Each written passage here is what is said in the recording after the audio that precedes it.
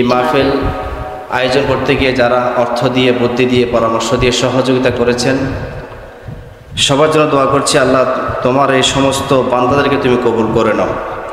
বিশেষ করে যারা যুবক, ইসলামের যুবকদের একটি ভূমিকা আছে। সবসময় যুবকরা ইসলামের জন্য ত্যাগ দিয়ে এসেছে, অতীতেও দিয়েছিল, বর্তমানে দিচ্ছে, ভবিষ্যতে দিবে ইনশাআল্লাহ। রাসূল সাল্লাল্লাহু আলাইহি ওয়াসাল্লামকে যারা সাহায্য করেছিল দ্বীনের ব্যাপারে, তারা কি ছিল? যুবক ছিল। তারা কি ছিল? যুবক। এবং দ্বীনের জন্য কোরবানি দেওয়া, জান মাল অর্থ সব কিছু, পরিবার পরিজন সব কিছু ত্যাগ দেওয়ার ক্ষেত্রে সবচেয়ে অগ্রগামী যারা, তারা হলো যুবক। সুবহানাল্লাহ বলবেন না? এবং নবীজি সাল্লাল্লাহু আলাইহি ওয়াসাল্লাম বলেছেন, কিয়ামতের দিন আল্লাহ তাআলার আরশের ছায়ার নিচে স্থান পাবে ওই ব্যক্তি যে যুবক বয়সে আল্লাহর দ্বীনের জন্য নিজেকে সঁপে দিবে, নিজেকে সঁপে দিবে, নিজের সমস্ত কিছুকে আল্লাহর দ্বীনের জন্য উৎসর্গ করে দিবে। ওই ব্যক্তি কিয়ামতের দিন আল্লাহ তাআলা আরশের ছায়ার নিচে স্থান পাবে। সুবহানাল্লাহ বিহামদিহি। এবং নবীজি সাল্লাল্লাহু আলাইহি ওয়াসাল্লাম বলেছেন, যে যুবক অবস্থায়, যে তরুণ অবস্থায় আল্লাহ তাআলার কাছে আত্মসমর্পণ করবে, তওবা করবে, দ্বীন ইসলামের উপর চলবে, আমি নবী সাল্লাল্লাহু আলাইহি ওয়াসাল্লাম তার পক্ষে সুপারিশ করে তাকে জান্নাতে নিয়ে যাব। তাহলে আজকেও আমরা এখানে দেখছি সব যুবক, আর ইসলামের যুবকদের অবস্থানটা খুব শক্ত। এবং আপনারা আরও জানেন, আসহাবুল কাহফের যে ঘটনা, ঐতিহাসিক ঘটনা, ৩১০ বছর গুহার ভিতরে আল্লাহ তাআলা ঘুমিয়ে রেখেছিলেন। তারা কি মুরব্বী ছিল না যুবক ছিল? এরপর আসহাবুল উখদুদের ঘটনা সূরাতুল বুরুজের ভিতরে আল্লাহ তাআলা আলোচনা করেছেন। আসহাবুল উখদুদ, এই যে একজন যুবক, তাকে মেরে ফেলার জন্য রাষ্ট্রপ্রধান থেকে শুরু করে সবাই আপ্রাণ চেষ্টা করেছিল, কিন্তু রাখে আল্লাহ মারেকে। আল্লাহ যদি কাউকে জীবিত রাখতে চান, পৃথিবীর সবাই মিলে যদি মারতে চায়, সে কি মরবে? আল্লাহ তাআলা যদি কাউকে মারতে চান, পৃথিবীর সবাই মিলে যদি জীবিত রাখতে চায়, সে কি বাঁচবে? আসহাবুল উখদুদের সেই যুবককে হত্যা করার জন্য সেই সময় ইয়ামান রাষ্ট্রের রাষ্ট্রপ্রধান তাকে একবার পাহাড়ে নিয়ে গেল, সেখান থেকে নিচে নিক্ষেপ করলো, তাও এই যুবক মরে না। এরপর তাকে নদীতে নিয়ে নেওয়া হলো, সেখান থেকে আপনার নদী তাকে নিক্ষেপ করা হলো, তারপরে সেই মরে না। এরপর যুবককে ডাকা হলো, এই যুবক, তোমাকে হত্যা করার জন্য আমরা এইভাবে আপ্রাণ চেষ্টা করো যে তুমি মরো না, কি করলে তুমি মরবে আমাদেরকে একটু বলো। যুবক সঙ্গে সঙ্গে বললেন যে তোমরা চাইলে আমাকে মারতে পারবে না, আমার আল্লাহ যদি চায় তাহলে আমাকে মারতে পারবে। তাহলে তোমাকে কিভাবে মারবো? বলে দিল, আমাকে এইভাবে শুলিতে চড়াইবে আর বলবে এই যুবকের রবের নামে তাকে হত্যা করতেছে। যখন এই কথাটা বললো যে এই যুবকের রবের নামে এই যুবককে হত্যা করতেছি, সঙ্গে সঙ্গে এই যুবক শহীদ হয়ে গেল। এরপর রাষ্ট্রপ্রধান ইহুদি, সে চাইছিল যে এই যুবককে হত্যা করে তার তাওহীদের বার্তাকে, তাওহীদের বাণীকে এখানে স্তব্ধ করে দিব। কিন্তু আল্লাহ তাআলা সিদ্ধান্ত হলো একজনের জীবনের বিনিময়ে লক্ষ লক্ষ মানুষকে হেদায়েত দিয়ে দিব। সুবহানাল্লাহ, আসতে বলেন। সেই যুবককে হত্যা করার জন্য ষড়যন্ত্র করেছিল ইয়ামানের রাষ্ট্রপ্রধান ইহুদি, আর আল্লাহ তাআলা ওই যুবকের জানের বিনিময়ে লক্ষ লক্ষ মানুষকে হেদায়েত দিয়েছেন। এবার ইহুদি সেই রাষ্ট্রপ্রধান চিন্তা করলো যে একজনকে মারি তো আমরা ভুল করেছি, এখন তো লক্ষ লক্ষ ইসলামের ছায়াতলে আশ্রয় নিচ্ছে। সুবহানাল্লাহ বলবেন না? এখনো পর্যন্ত যুবকরা যখন ত্যাগ দেয়, যুবকরা যখন ইসলামের জন্য নিবেদিত প্রাণ হয়, একজন যুবক, দুইজন যুবক, 100 যুবকের জীবনের বিনিময় লক্ষ লক্ষ যুবক হেদায়েত পেয়ে যায়, ঠিক কিনা? সম্মানিত হাজিরিন, আল্লাহ তাআলার দরবারে শুকরিয়া আদায় করছি, যিনি আমাদেরকে এভাবে তিনি মজলিসে একটা আসরে বসার সুযোগ করে দিয়েছেন। পাশাপাশি দরুদ সালাম বর্ষণ করছি মানবতার কান্ডারি সাইয়্যিদুল মুরসালিন রাহমাতুল আলামিন শাফিল মুজনবিন নবিয়্যুত তওবা নবিয়্যুর রাহমা সাইয়্যিদুল সাকালান সাইয়্যিদুল আরব আল আজম মুহাম্মদ আরবি সাল্লাল্লাহু আলাইহি ওয়াসাল্লামের প্রতি এবং সাহাবায়ে কিরাম রিদওয়ানুল্লাহি তাআলা আজমাইন, যারা ছিলেন ইসলামের জন্য নিবেদিত প্রাণ, নিজের সব কিছু বিসর্জন দিয়ে ইসলামের পতাকাকে উড্ডীন করেছিলেন, ওই সকল মহান মনীষীদের আরওয়াহ মুবারকের প্রতি লাখ কোটি দরুদ সালাম বর্ষণ করছি। তাবেঈন, তবে তাবেঈন, আইম্মায়ে মুজতাহিদিন, ফির, মাশায়েখ, ওলি, বুজুর্গ, সুহাদা কেরাম, আউলিয়া কেরাম, সবার আরওয়াহ মুবারকের প্রতি লাখ কোটি দরুদ সালাম বর্ষণ করছি। সর্বশেষ আমরা যারা মা হারিয়েছি, বাবা হারিয়েছি, আত্মীয় স্বজন হারিয়েছি, কবরে শায়িত আছে, সবার জন্য দোয়া করছি, আল্লাহ তুমি আমাদের আত্মীয় স্বজন সবাইকে তুমি মাফ করে দাও।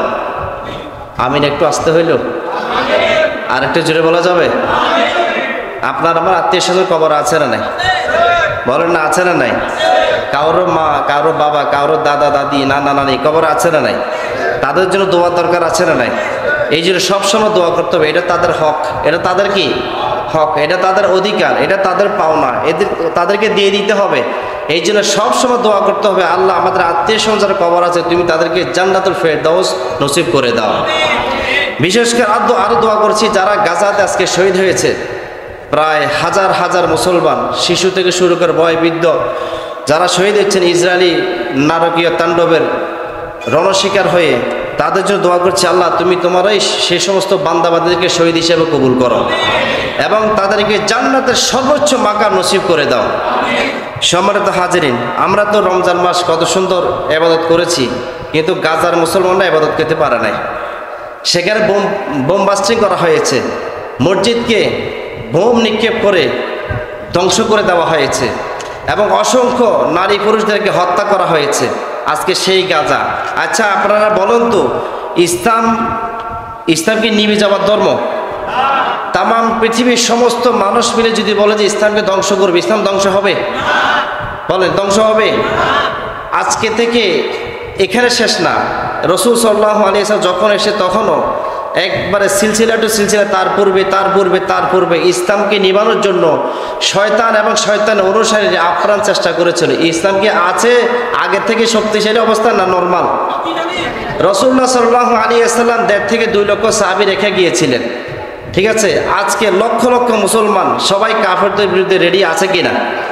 আল্লাহ তুমি আমাদের সবাইকে, সমস্ত মুসলমানদেরকে এক কাতারে থাকার তৌফিক দান করে, একটা জোরে বলে আমিন। সম্মানিত হাজিরিন, আজকে আমরা আলোচনা করব 2টি ফরজ নিয়ে। কয়টা ফরজ? একটা ফরজ হলো আমরা দুনিয়াতে কেন এসেছি, আল্লাহ তাআলা আমাদেরকে কেন পাঠাইছেন, এই ফরজটাকে আমরা জানবো। 2 নম্বর ফরজ হলো ঈমান ভঙ্গের কারণ নিয়ে। ঈমান ভঙ্গের কারণ নিয়ে আমরা সালাত ভঙ্গের কারণ জানি, ওযু ভঙ্গের কারণ জানি, কিন্তু ঈমান ভঙ্গের কারণ জানি না। ওযু ভঙ্গের কারণ আগে না ঈমান ভঙ্গের কারণ আগে? সালাত ভঙ্গের কারণ নাকি ঈমান ভঙ্গের কারণ আগে? যাকাত ভঙ্গের কারণ আগে না ঈমান ভঙ্গের কারণ আগে? রোজা ভঙ্গের কারণ আগে জানবো নাকি ঈমান ভঙ্গের কারণ আগে জানবো? কারণ একজন মুসলমানের, একজন ঈমানদারের সবচেয়ে মৌলিক ফাউন্ডেশন, সেটার নাম কি? আরো জোরে বলেন। আপনার ঈমান যদি চলে যায়, আপনি নামাজি হন না কেন, আপনি রোজাদার হন না কেন, আপনি অর্থ সম্পদ দিয়ে জাকাত দিয়ে বোঝাই করেন না কেন, আপনি বারবার হজ করেন না কেন, আপনার এই হজ, আপনার এই জাকাত, আপনার এই কোরবানি, আপনার এই সিয়াম, আপনার এই ইফতারি, আপনার এই রোজা, আপনার এই ঈদের সলাৎ, কোরবানি ঈদের সলাৎ, এরপর আপনার ঈদুল ফিতরের সলাৎ, আনুষঙ্গিক যত ইবাদত আছে কোরআন তেলাওয়াত সহ সব কিছু বেচতে যাবে, ঠিক কি না? কারো ফাউন্ডেশন নাই। কি নাই? ফাউন্ডেশন নাই। এই সাবজেক্ট আমরা দ্বিতীয় পয়েন্টে আলোচনা করব। প্রথমে আমরা যে পয়েন্টে আলোচনা করতে চাচ্ছি সেটা বলে দিয়েছি, আমরা এই দুনিয়াতে কেন এসেছি। আমরা এই দুনিয়াতে এসেছি আল্লাহ তাআলার উদ্দেশ্য পূরণ করার জন্য। আমার সাথে একটু বলেন তো, আমরা কার উদ্দেশ্য পূরণ করার জন্য এই জমিনে এসেছি? একসাথে বলেন। কার উদ্দেশ্য? নাকি আমেরিকার, নাকি জো বাইডেনের, নাকি ডোনাল্ড ট্রাম্পের, নাকি চীনের, নাকি ইসরায়েলের, নেতানিয়াহুর, আমাদের পাশের রাষ্ট্র? কোন দুনিয়ার কোন মানুষের তন্ত্র মন্ত্র উদ্দেশ্য পূরণ করার জন্য আমরা এই দুনিয়াতে এসেছি? আমরা এই দুনিয়াতে এসেছি আল্লাহ তাআলার উদ্দেশ্য পূরণ করার জন্য। আল্লাহ ছাড়া দ্বিতীয় কারো কোনো উদ্দেশ্য পূরণ করা টোটাল হারাম, ঠিক না?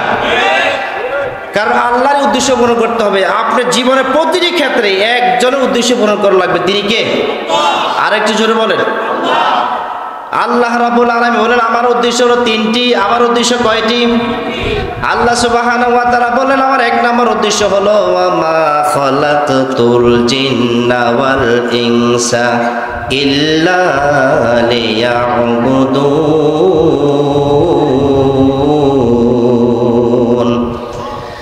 আল্লাহ রাব্বুল আলামিন বলে ওয়া মা খালাকতুল জিন্না ওয়াল ইনসা ইল্লা লিয়াবুদুন, আমি আল্লাহ তাআলা মানব এবং দানব উভয়কে সৃষ্টি করেছি কেবল আমার উদ্দেশ্য পূরণ করার জন্য। আমার 1 নম্বর উদ্দেশ্য পূরণ হবে ওই সময় যখন তা তাওহীদের ঘোষণা দিবে। কিসের ঘোষণা? আরো জোরে বলেন।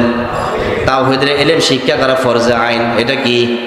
ফরজে আইন। আপনি যেমন অঙ্ক শিখেছেন, ইংলিশ শিখেছেন, বাংলা শিখেছেন এবং অন্য রাষ্ট্রে জীবনযাপন করার জন্য সেই পরিমাণ ইলম শিখেছেন, এটা কিন্তু ফরজ না, নফল না। কিন্তু আপনার জীবনকে টিকে রাখার জন্য, শয়তানের পথ থেকে দূরে থাকার জন্য, হেদায়েতের পথে অবিচল থাকার জন্য তাওহীদের ইলম শিখা লাগবে। কি শিখা লাগবে বলেন? তাওহীদের ইলম। কারণ আল্লাহ তাআলার উদ্দেশ্য হলো আমার বান্দা বান্দিরা তাওহীদ ভিত্তিক সমাজ গঠন করবে। আজকের এই সমাজ, এটা কি তাওহীদের সমাজ নাকি জাহেলিয়াতের সমাজ? সবাই একসাথে বলেন। জাহেলিয়াতের সমাজ কেন বুঝলাম? কারণ এই সমাজ নামাজি আছে ঠিক আছে, এই সমাজ রোজার আছে ঠিক আছে, কিন্তু এই সমাজ দিন প্রতিষ্ঠা করার জন্য, খেলাফত প্রতিষ্ঠা করার জন্য, আল্লাহর জমিনে আল্লাহর দিন বাস্তবায়ন করার জন্য রেডি না, ঠিক কিনা? এই সমাজ নিজেকে মুসলিম দাবি করে কিন্তু পশ্চিমাদের গোলামি করে, ঠিক কিনা? এই সমাজ নিজেকে মুসলিম দাবি করে কিন্তু গোলামি করে কাদের? পশ্চিমাদের। বিভিন্ন সিস্টেমে, কখনো আধুনিকতার নাম নিয়ে, কখনো সিস্টেমের ভিতর থেকে সিস্টেমের দোহাই দিয়ে, কখনো আপনার উদারতার নাম দিয়ে বিভিন্ন সিস্টেমে আছে না নাই? আল্লাহ রাব্বুল আলামিন বললেন তুমি কোনো পশ্চিমাদের এজেন্ট বাস্তবায়ন করতে পারবা না। আমি আল্লাহ তাআলা তোমাকে আদর যত্ন করে সৃষ্টি করেছি।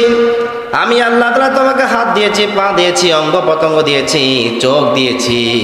আল্লাহ তাআলা বললেন লাকাদ খলাকনাল ইনসানা ফি আহসানি তাকওয়িম। আল্লাহ বলেন আমি মানুষকে সুন্দর আকৃতি, সুন্দর অবয়ব, সুন্দর কাঠামো দিয়ে তৈরি করেছি। অর্থাৎ এত সুন্দর করে যে আমি আমার বান্দাবাদীকে বানাইলাম, আমার উদ্দেশ্য ছাড়া অন্য কারো উদ্দেশ্য যদি সে পূরণ করে তাহলে সে মানুষের কাতারও থাকতে পারবে না, ঠিক কিনা? আপনি চাকরি করেন, আপনার একটা উদ্দেশ্য আছে না নাই? কি বলেন, আছে না নাই? চাকরি করে কি করবে? সেখান থেকে কিছু উপার্জন হবে, এরপরে এই উপার্জন দিয়ে আপনার পরিবার চলবে, এটাই তো উদ্দেশ্য। আপনি বিদেশে যাবেন, আপনার সেখানে যাওয়ার কোনো উদ্দেশ্য আছে না নাই? যদি বলেন যে আমার উদ্দেশ্য নাই, আপনার উদ্দেশ্য ঠিক নেই, তাহলে তো আপনাকে পাগল কাতার রাখতে হবে। আল্লাহ রাব্বুল আলামিন পরিষ্কার করে বলেছেন আমার বান্দাবান্দি কেবল আমার উদ্দেশ্য পূরণ করবে।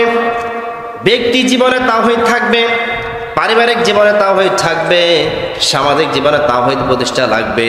কারণ এই তাওহীদ যতক্ষণ পর্যন্ত বাস্তবায়ন করবে না, তাওহীদের সমাজ যতক্ষণ পর্যন্ত বিদ্যমান থাকবে না, ততক্ষণ পর্যন্ত ওই বান্দা এবং বান্দি প্রকৃতপক্ষে আল্লাহর গোলাম হবে না, সে শয়তানের গোলাম হবে। কার গোলাম? শয়তানের গোলাম। সাহাবায়ে কেরাম রাদিয়াল্লাহু তাআলা আজমাইন পরস্পর দেখা হলে বলতো আসো আমরা কিছু তাওহীদ নিয়ে আলোচনা করি। কি নিয়ে? এখন কথা হলো তাওহীদটা কি? তাওহীদ মানে একত্ববাদ। তাওহীদ মানে কি? একত্ববাদ। কোরআনে কারিমের ভিতরে প্রায় 15 পারা প্লাস তাওহীদের আলোচনা। আল্লাহ তাআলা এত লম্বা আলোচনা তাওহীদ সম্পর্কে কেন করলেন? কারণ আল্লাহ তাআলা জানেন বান্দার তাওহীদ ঠিক আছে তো তার নামাজও ঠিক আছে, তাওহীদ ঠিক থাকবে তো রোজাও ঠিক থাকবে, তাওহীদ ঠিক থাকবে তো জিকিরও ঠিক থাকবে, তাওহীদ ঠিক থাকবে তো কোরআন তেলাওয়াতও ঠিক থাকবে, তাওহীদ ঠিক থাকবে তো যাকাতও ঠিক থাকবে, তাওহীদ ঠিক থাকবে তো রোজাও ঠিক থাকবে, তাওহীদ ঠিক থাকবে তো হজও ঠিক থাকবে, তাওহীদ ঠিক থাকবে তো একজন নারী পর্দাও ঠিক থাকবে, তাওহীদ ঠিক থাকবে তো সমাজ থেকে যাবতীয় পাপাচার নির্মূল হয়ে যাবে, ঠিক না? কারণ তাওহীদবাদী যেখানে সেখানে কোনো প্রকারের পাপাচার থাকতে পারবে, কোনো প্রকারের শিরক থাকতে পারবে না। এই জন্য তাওহীদ সমাজ লাগবে। প্রত্যেকটা মুসলমান আজকে তাওহীদ সম্পর্কে ইলম নাই, ঠিক না? তাওহীদ সম্পর্কে ন্যূনতম ইলম পর্যন্ত নাই। একজন মানুষ ক্লাস 5 থেকে শুরু করে মাস্টার্স পর্যন্ত পড়াশোনা করেছে, তাকে যদি সূরা ফাতিহা জিজ্ঞাসা করে শুদ্ধ করে বলতে পারে না, ঠিক না? আমাদের অবস্থা আজকে এত নিম্নমানে পৌঁছে গিয়েছে, আমরা এত নিচু জায়গায় পৌঁছে গিয়েছি যে মাস্টার্স পর্যন্ত পড়ালেখা করলাম, সমাজের লোকেরা জানে যে লোকটা খুব শিক্ষিত, কিন্তু সে সূরা ফাতিহা শুদ্ধ নয়। সে মা বাবার জানাজা কিভাবে পড়ে তবে সেটাও জানে না, সে কিভাবে একজনকে সালাম দিতে হবে সেটাও জানে না। সকালবেলা ঘুম থেকে উঠিয়ে বলে শুভ সকাল শুভ সন্ধ্যা, আছে না নাই? বলেন না, আছে না নাই? মাস্টার্স পর্যন্ত পড়াশোনা করে আপনি শুভ সকাল শুভ সন্ধ্যা দিয়ে উদ্বোধন করলেন, অথচ আপনাকে আপনার দিন কি শিক্ষা দিল, আপনাকে আপনার রব কি শিক্ষা দিল, আপনাকে আপনার নবী কি শিক্ষা দিল সেটা আপনি জানলেন না। তাহলে এই শিক্ষা আসলে কি সুশিক্ষা না কুশিক্ষা? বলেন না, এই শিক্ষা আসলে কি সুশিক্ষা না কুশিক্ষা? এই জন্য তাওহীদ ভিত্তিক শিক্ষা লাগবে। আর তাওহীদ শিখতে হলে কোরআনে কারিম লাগবে। কি লাগবে বলেন? কোরআনে কারিম ছাড়া কোনোদিন আপনি তাওহীদ পাবেন না, কারণ তাওহীদ তো বাজারে বিক্রি হয় না। যেমন বাজারের ভিতরে মাছ বিক্রি হয়, তরকারি বিক্রি হয়, শাক সবজি বিক্রি হয়, ঠিক তেমনিভাবে কিন্তু তাওহীদ বিক্রি হয় না। কারণ এই তাওহীদ সময় দিয়ে বুঝে নিতে হয়, এই তাওহীদ টিচার নিয়োগ করে শিখে নিতে হয়। কারণ এই তাওহীদ ছাড়া একটা সমাজ, একটা ব্যক্তি বা একটা পরিবার, একটা রাষ্ট্র কোনোদিন পরিপূর্ণভাবে শান্তিময় সুখীময় রাষ্ট্র হতে পারে না।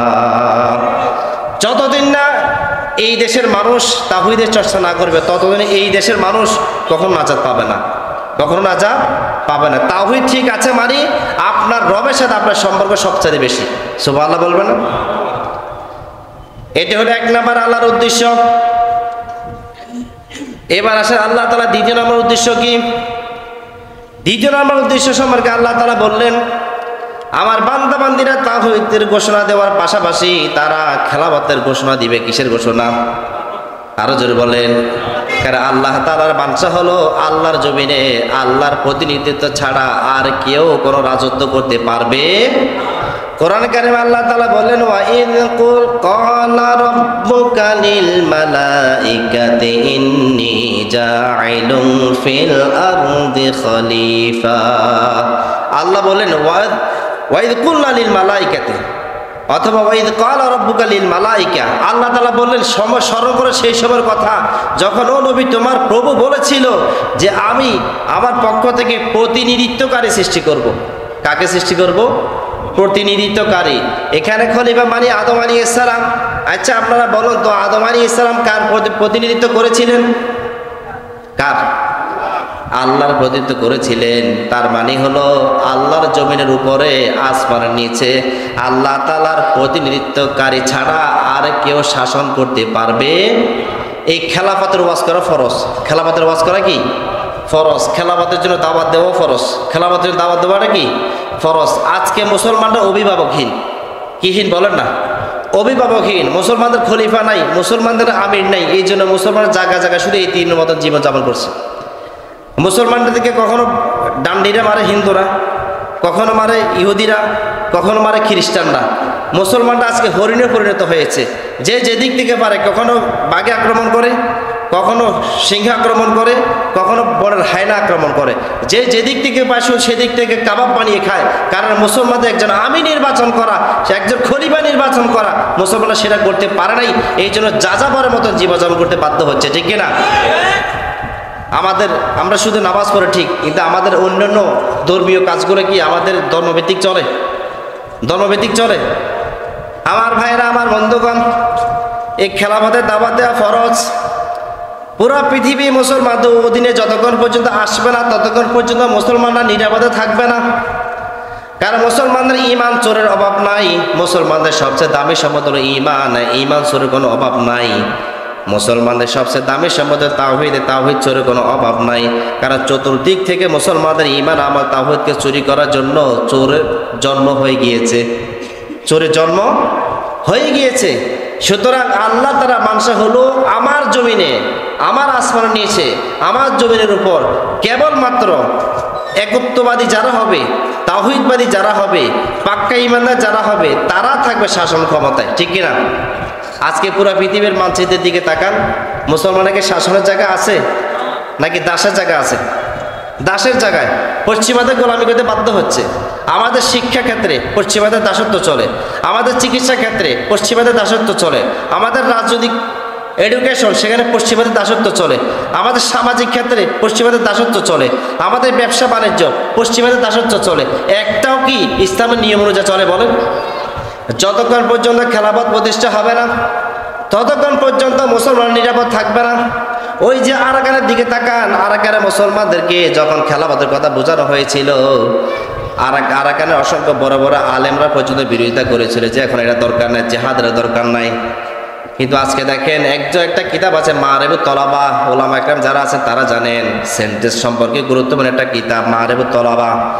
এই মারিফুত তলাবার মুসান্নাফ যিনি লেখক, এবার গণহত্যার সময় তার শরীর থেকে দেহকে আলাদা করে দেওয়া হয়েছে, অথচ এই মানুষটা পর্যন্ত খেলাফতের বিপক্ষে কথা বলেছিল। তার মানে বোঝা গেল মুসলমানরা যতক্ষণ পর্যন্ত খেলাফত প্রতিষ্ঠা করতে পারবে না ততক্ষণ পর্যন্ত মুসলমানরা এতে মিসকিনের মতো জীবনযাপন করতে হবে। কিছুক্ষণ ওই দরজায়, কিছুক্ষণ এই দরজায়, কিছুক্ষণ ওই যে দূরে দরজায়, কোনো না কোনো দরবারে, কোনো না কোনো দরজায় ভিক্ষার মতন হাত, ভিক্ষুকের মতন হাত পাততে হবে, নতবা মুসলমানরা কোনো দিন স্বাধীন হতে পারবে না। ঠিক কিনা? আমার একজন বন্ধু বলেছিল যে গাজা যে ফিলিস্তিনের যে গাজা অংশটা সেটা ইসরায়েলরা দখল করে নিচ্ছে।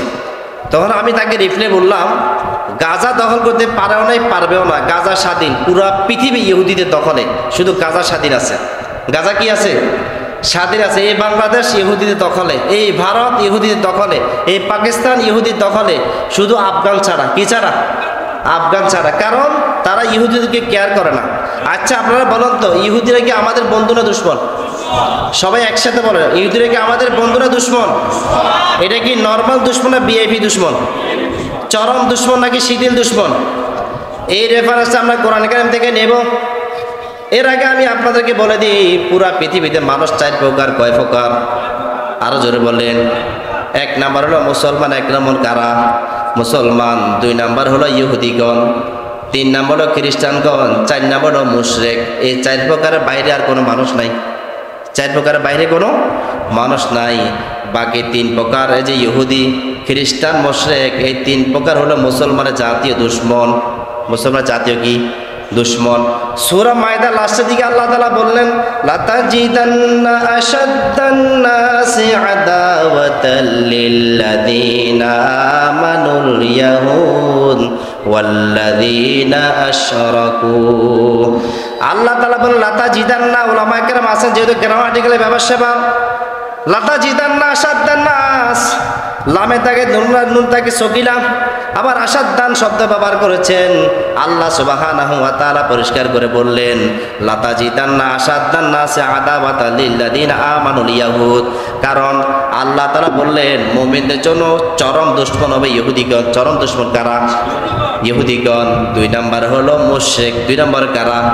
মুশরিক। 3 নাম্বার আল্লাহ তাআলা এই আয়াতের শেষের দিকে বলেন ক্বালু ইন্না নাসারা, যারা বলে যে আমরা খ্রিস্টান নাসারা, তারা হলো মুসলমানদের 3য় দুশ্মন। মুসলমানদের কত নম্বর দুশ্মন?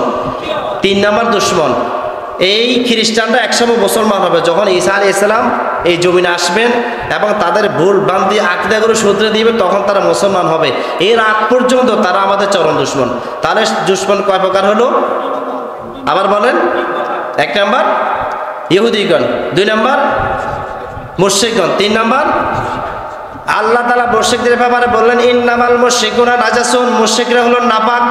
মুশরিকদের চিন্তা চেতনা নাপাক, মুশরিকদের শরীর নাপাক, মুশরিকদের আপনার তৈরি করা সব কিছু নাপাক, মুশরিকদের আকীদা নাপাক। যেহেতু আল্লাহ তাআলা বললেন ইন্নামাল মুশরিকুনা নাজাসুন, তার মানে বোঝা গেল ইহুদি খ্রিস্টান মুশরিকরা হলো মুসলমানদের চরম দুশমন। এবার আপনারা বলেন তো, এই দুশমনকে আপনি বন্ধু বানাবেন নাকি না তাদের বিরুদ্ধে যুদ্ধ করবেন? আবার বলেন। এখন আর কথা বলে না, এখন আর কথা বলে না। কারণ শত্রুর বিরুদ্ধে যদি আপনি না দাঁড়ান, দেখবেন এই শত্রু একদিন আপনার ঘরে বিটা পর্যন্ত নিয়ে যাবে। আপনার ঘরে বিটা কি করবে? নিয়ে যাবে। কোরআনে কারিমে আল্লাহ তাআলা স্পষ্ট আলোচনা করেছেন। এখন আমরা যদি কোরআনকে বাস্তবে, কোরআন যদি আমরা ইহুদি খ্রিস্টান মুশরিকদেরকে শত্রুর মনে না করে বন্ধু হিসাবে গ্রহণ করে, তাহলে তোমার পক্ষ থেকে কি ভূমিকা? আল্লাহ তাআলা বললেন ওয়ালান তারদা আনকাল ইয়াহুদু ওয়ালান নাসারা হাত্তা তাত্তাবিআ মিল্লাতাহুম।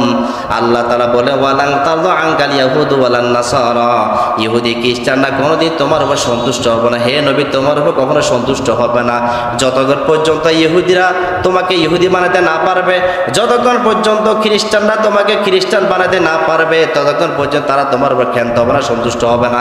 তার মানে বোঝা গেল আপনি যদি তাদেরকে সাপোর্ট করেন, ইহুদিদেরকে বন্ধু বানালে তারা আপনাকে ইহুদি বানায় ফেলবে। খ্রিস্টানকে যদি আপনি বন্ধু বানান তাহলে তারা আপনাকে খ্রিস্টান বানাবে। মুশরিকদেরকে যদি বন্ধু নির্বাচন করেন তাহলে তারা আপনাকে মুশরিক বানিয়ে ফেলবে। ঠিক কি না? কোরআন কারিমে আল্লাহ তাআলা বলেন ইয়া আইয়ুহাল্লাযীনা আমানু লা তাত্তাখিযু আদুওয়ি ওয়া আদুওয়াকুম আউলিয়া।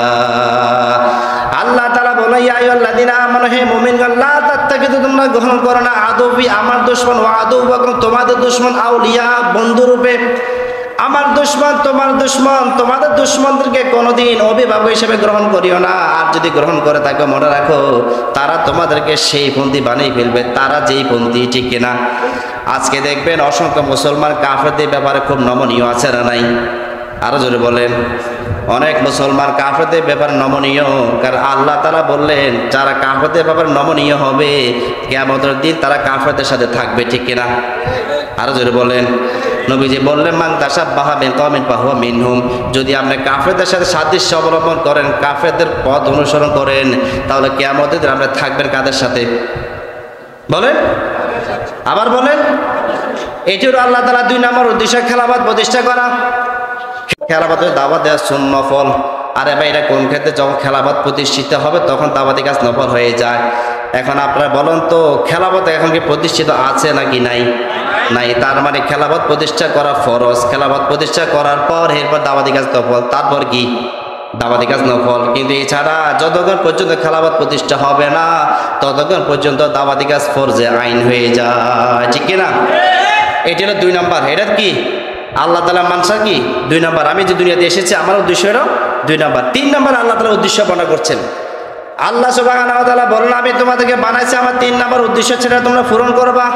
3 নম্বর উদ্দেশ্য হলো ওয়াল্লাযী আরসালা রাসূলাহু বিল হুদা ওয়া দীনিল হাক্কি লিইয়ুযহিরাহু আলাদ দীনি কুল্লি ওয়া কাফা বিল্লাহি শাহীদা। আল্লাহ তাআলা বলছেন আমার 3 নম্বর উদ্দেশ্য হলো যে আমি যে রসুলকে পাঠাইছি, রসুলের মাধ্যমে আমি তোমাদেরকে জানিয়ে দিয়েছি পুরা পৃথিবীতে যতগুলো দিন ব্যবস্থা আছে, যতগুলো জীবন ব্যবস্থা আছে, সমস্ত জীবন ব্যবস্থার উপর বিজয় থাকবে কেবল ইসলাম, ঠিক কিনা? আজকে ইসলাম বিজয় আছে নাকি পরাজিত অবস্থায়? বাস্তব হাকিকতে পরাজিত না বিজয়। কিন্তু আমরা যদি বাহ্যিকভাবে দেখি কিন্তু পরাজিত। কারণ মুসলমানের নেতৃত্ব নাই, মুসলমানের কর্তৃত্ব নাই, মুসলমানের কোনো স্বাধীনতা নাই। তামাম পৃথিবীতে মুসলমানদের রক্ত নিয়ে খেলা করে কাফের মুশরিকরা। মুসলমানের কোনো জায়গায় আপিলও করতে পারে না, কারণ জাতিসংঘের কাছে যাবেন ওই জাতীয় সংঘতে মুসলমানদের রক্ত জড়ায়, ঠিক কিনা? এই যে ফরিদপুরের ঘটনা, একটা এই সন্দেহজনক 2 জন মুসলমানকে হিন্দু ভাইরা মেরে ফেললো, ঠিক আছে? এই নিয়ে কোনো বিচার আছে? এরপরে 2 দিন পরে মুসলমানরা আন্দোলন নামলো, সেখানে আবার 2 জনকে গুলি করে হত্যা করা হলো, কোনো বিচার হয়েছে?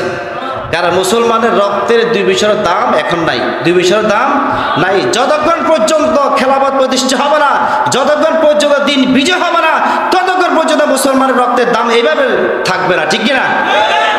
এইভাবে থাকবে না। আজকে এখানে হোক যেখানে হোক দেখবেন মুসলমান সব জায়গায় শুধু মারি খেতে থাকবে। যতক্ষণ পর্যন্ত মুসলমান খেলাফত প্রতিষ্ঠা করবে না, দিন বিজয় করবে না, ততক্ষণ পর্যন্ত মুসলমান আসল জায়গায় ফিরে যেতে পারবে।